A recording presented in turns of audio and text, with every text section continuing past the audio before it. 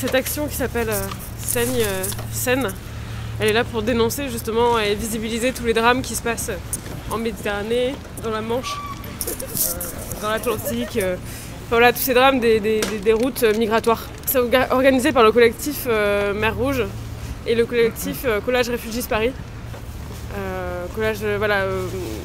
Justement, le collectif Mer Rouge, c'est un collectif d'artistes, de journalistes, alors que Collage Refugees, il colle des messages de soutien pour les exilés dans Paris et dans d'autres villes.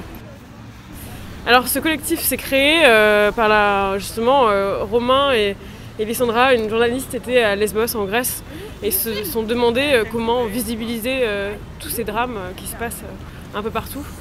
Et ils ont eu l'idée de rendre la mer Méditerranée rouge. Donc ils ont fait des tests, ça a très bien marché.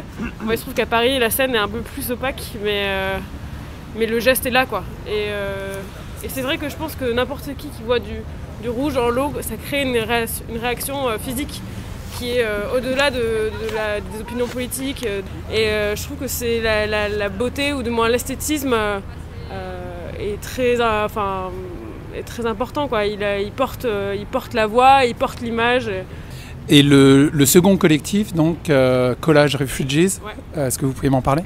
Oui, donc c'est en fait un collectif de personnes, voilà, sans meneur, qui collent des slogans pour rendre hommage aux exilés dans toutes les rues. Donc en fait ça reprend justement l'image de MeToo, donc de nous toutes, avec voilà, des feuilles blanches et écrit à l'encre rouge. Donc voilà, les deux actions en fait s'étaient faites parallèlement au début, et on les a rassemblées parce que ça avait beaucoup de sens, quoi.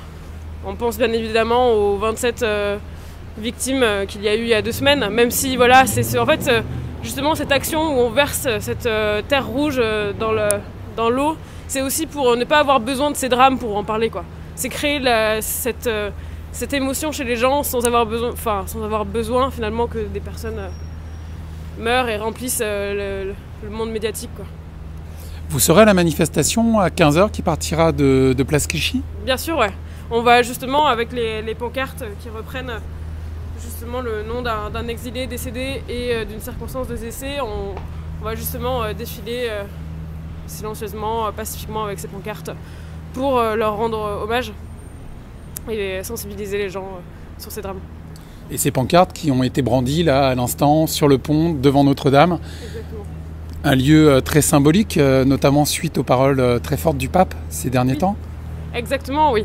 Le pape, voilà, qui dit justement, je me souviens plus de la formule exacte, mais qui dit que là, la mer Méditerranée est en train de devenir un cimetière sans stèle, quoi. Et c'est pas que la Méditerranée, il faut bien le rappeler qu'en Atlantique aussi, les exilés qui tentent de rejoindre l'Espagne par le Maroc, il y a sans cesse des morts dans les Pyrénées, dans les Alpes, en Manche, et c'est important de les visibiliser parce que malheureusement on n'en parle pas, et il faut penser à eux aussi, à toutes ces victimes.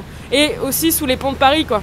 Là cette semaine il y a eu de nombreuses évacuations à Paris, je pense au moins peut-être que ce soit au Pré-Saint-Gervais, à Pantin ou à Bercy, et le sang qu'on a voulu représenter dans la Seine, il est déjà à Paris, quoi. Il est en Méditerranée, mais il était déjà là sous les ponts par les drames qui s'y passent. Voilà. Merci beaucoup et très belle action, et on continuera à suivre. Super, merci. Bonne journée.